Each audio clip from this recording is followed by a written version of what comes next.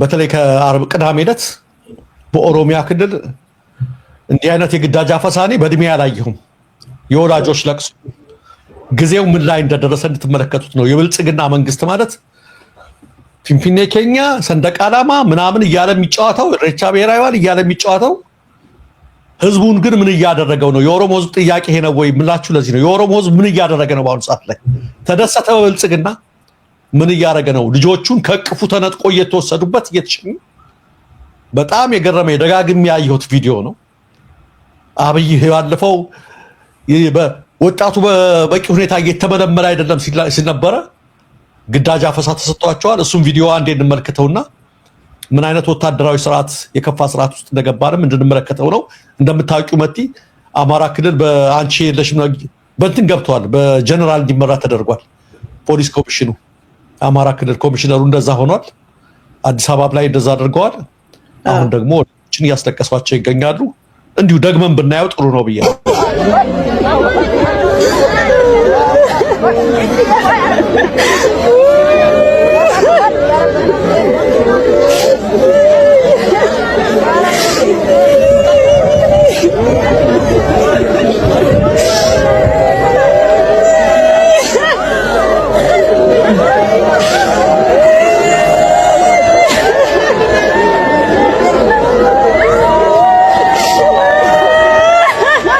የኦሮሞ ህዝብ ብልጽግና ድሃው ማለት ነው።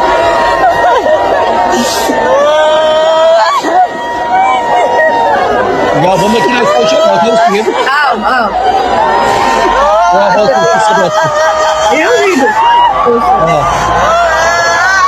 እነሱም እዛ ያለቀሱ እነዚህም ያው ቻው እያሉ በቃ ቻው እናቴ ቻው እህቴ እያሉ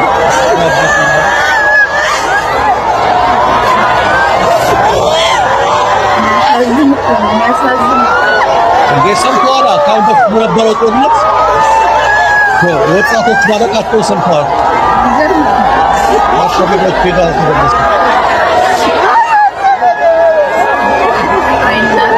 እንግዲህ አንድ አካባቢ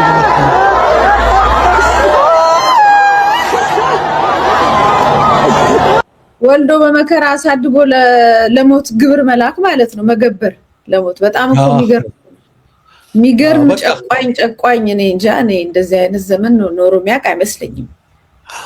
እንዴ እንደዚህ በዚህ ደረጃ ደባፈሳ ወጣቱና እንግዲህ ደግሞ ምስኪኖች ናቸው።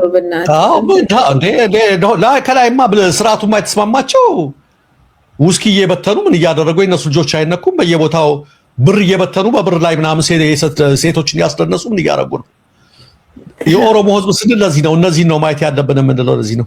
ብልጽግና ለኦሮሞ ህዝብ የሚያተረፈው ይሄንን ነው። ለህዝቡ ለካድሬዎቹ አላልንም፣ ለተጠቃሚዎቹ አላልንም፣ ለነሽመልስ አብዲሳ ዘመዶች አላልንም። እነሱማ አገሩን ተቆጣጥረውታል። ድሃውና ምስኪኑ የኔ ብጤው የኦሮሞ ህዝብ ግን አብሮ እያለቀሰ የሚገኝበት ነው።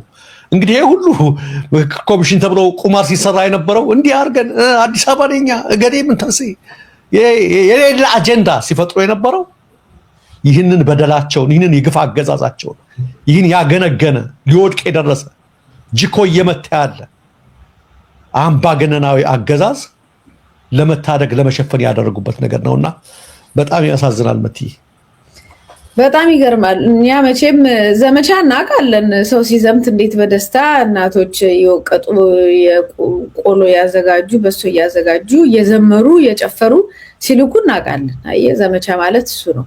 ይሄኛው አቢዩዝ ነው፣ ጭቆና ነው፣ አረመናዊነት ነው። እናትን ከቅፏ ይሄኔ ደግሞ በጣም ልጆች ሁሉ ሊሆኑ ይችላሉ፣ በጣም ትላልቅ ያልሆኑ እነዚህን ከቅፏ በመከራ በክንፏ ከልላ ያሳደገች መከራን አይታ እነዚህ እናቶች እንግዲህ ቅድም እንዳልካቸው ደሃ ናቸው፣ ምስኪኖች ናቸው። በምን አይነት ዋጋ ከፍለው እነዛ ልጆች ወልደው እስከማሳደግ እንደደረሱ መቼም ምንም የማይጠረጠር ነገር ነው፣ የሚታወቅ ነገር ነው። እንደዛ አሳደገልኝ ሲባል ደግሞ ወስደህ እዛ ለጦርነት መማገድ እኔ ምን አይነት አረመናያዊ ስርዓት እንደመጣ አንድ ልጆች ወጣት ልጆች ቲክቶክ ላይ ምናምን ቪዲዮ እየሰሩ ነበር። ለምንድነው በመኪና እየነዳ የሚሄደውን ሰው ሀብታሙን በየሬስቶራንቱ በየምናምኑ ያለው ለምንድነው ልብ ካላችሁ ማትወስዱት? ድሃ ብቻ ነው ወይ የሚታፈሰው? ድሃ ብቻ ነው ወይ ኢትዮጵያዊ እያለ እየጠየቀ ነበርና ምንድነው ማንም ይታፈስ ሳይሆን ዋናው ነገር በቃ ይሄ መንግስት ድሃ ጠልም ስለሆነ እንደ ሞቶ ቢያልቅለትም ደስተኛ ነው። ለጦርነት ለወንበር ማስቀመጫ ብቻ አይደለም፣ እንደምታውቀው እንደ ቆሻሻ ነው የሚቆጥሩት ድሃውንና በጣም በጣም በጣም አደገኛ የሆነ አካሄድ ነው እየሄዱ ያሉት። የት እንደሚደርሱ እናያለን። አዎ ሌላው መቲ ሚኒስትር ዶክተር በለጠ ሞላ ወይም የአብን ሊቀመንበር እየተጋጩ ነው። የሽመልስ አብዲሳ አማካሪ ጋር ሰሞኑን የምክክር ኮሚሽን ውስጥ ታዛቢ ከተባሉት መካከል አንቺ የለሽም። አንድ የሚሳደብ ነበር የአማራ ህዝብን ባለፈው ተሳድቦ አሳይተነው ነበረ። ምን ብሎ ነበር የጻፈው? በምክክር ኮሚሽን ታዛቢ ተብሎ እነዚህ አማራ የመጡ ተወካይ አማራን እኮ እንትን ማድረግ የሚችለው ማሸነፍ በውይይት ማሸነፍ አይቻልም፣ በማስገበር ነው በማንበርከክ ነው ብሎ አቅርበነው ነበረ። በእንትኑ በአንቺ ማለት ነው ጽሁፉን አይቼዋለሁ። አሸንፎ ባሪያ ማድረግ ነው መግዛት ነው እንደዛ ነበር ያለው። አሁን ደግሞ ትናንትና ይሄን ጻፈ። የሽመልስ አብዲሳ ታዛቢ ነው። ይሄ ጽሁፍ የሚለውንም ምንድነው የሚለው? ለዚህ ነው እንትና የሰጠው ምላሽ። ፎቶውም ልኬልሻለሁ የሰውየውን አሁን የላኩል ልኬልሻለሁ። ይሄን እየጻፈ ያለው የሽመልስ አብዲሳ አማካሪ ማለት ነው።